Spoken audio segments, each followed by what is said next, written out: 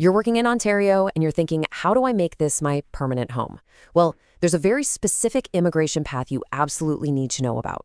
Today, we're doing a deep dive into the in-demand skills stream.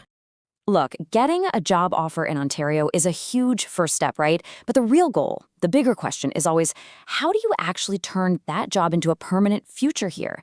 How do you make that leap from temporary worker to permanent resident? Well, the answer for a lot of people might be this very stream, designed specifically for certain jobs.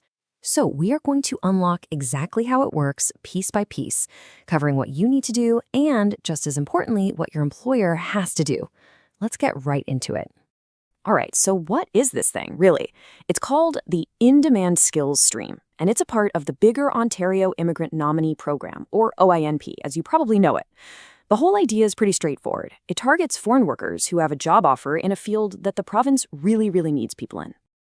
Everything, and I mean everything, begins with the job offer.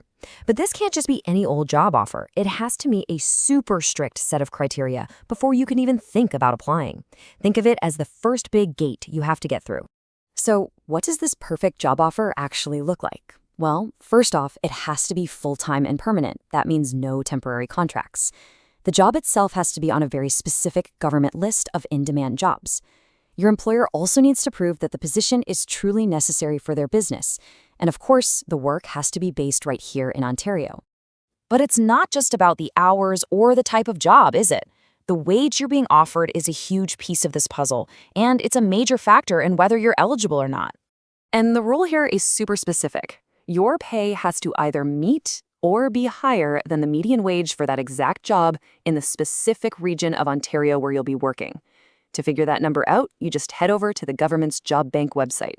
Type in your job title and your location, and it'll tell you the magic number you need to match. Now, this is where it gets really interesting.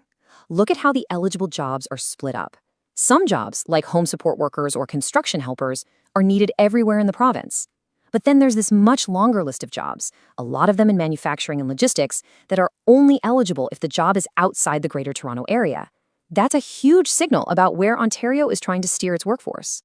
Okay, so you made it through gate number 1, your job offer is solid. Awesome. But that just gets you started. Now for the second gate, your personal qualifications. What do you have to bring to the table? First up is work experience. You need at least 9 months of paid, full-time work experience in Ontario. And this is really important. It has to be in the exact same occupation as your job offer, and you had to get that experience legally within the last 3 years. Next, language. You've got to prove you have what's called a Canadian Language Benchmark, or CLB, of level 4.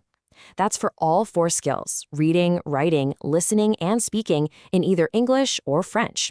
It's considered a basic, functional level of proficiency. And what about education? Well, the bar here is pretty straightforward. You need a Canadian high school diploma. If you studied somewhere else, no worries. You'll just need to get an Educational Credential Assessment, an ECA, to prove your diploma is equivalent. And here's exactly how you prove that. CLB4. You have to take one of these specific approved language tests. For English, your choices are the IELTS General, CELPIP General, or the new PTE Core. If you're going the French route, it's either the TEF or TCF Canada. Just remember, your test results have to be fresh, less than 2 years old when you apply. All right, you're on a roll. You passed the first 2 gates. Now for the final one. And this one isn't about you. It's all about your employer. See, it's not enough for you to be eligible. Their business has to meet some pretty strict requirements too. And just like with the jobs themselves, where the business is located matters a lot. You can see right here the requirements are totally different.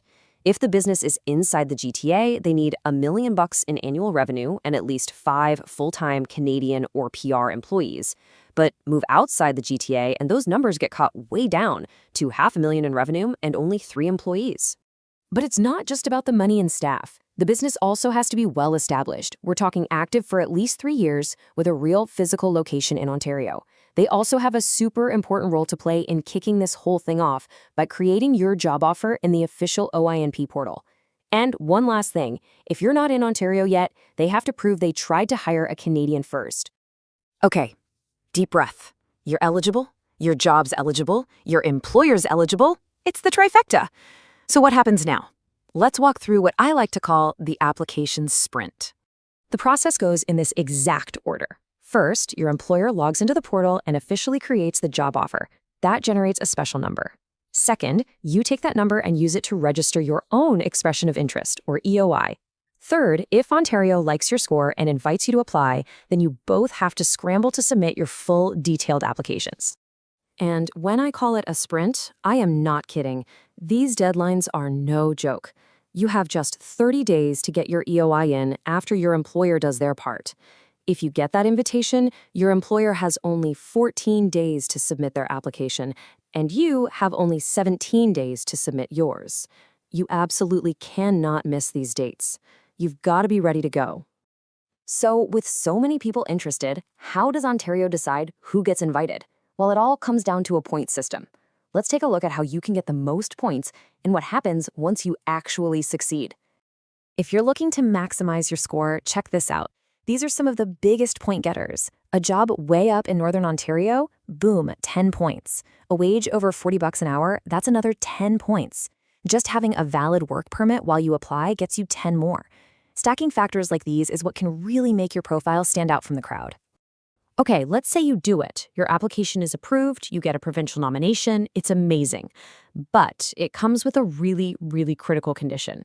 This quote from the government makes it crystal clear. You have to stay in that exact job. Same employer, same pay, same duties, all the way until you officially become a permanent resident. Any changes could put your whole application in jeopardy. So there you have it, the whole shebang. We've walked through every single gate, the job offer, your own qualifications, your employer's duties, and the final application sprint. The only question left is the most important one of all.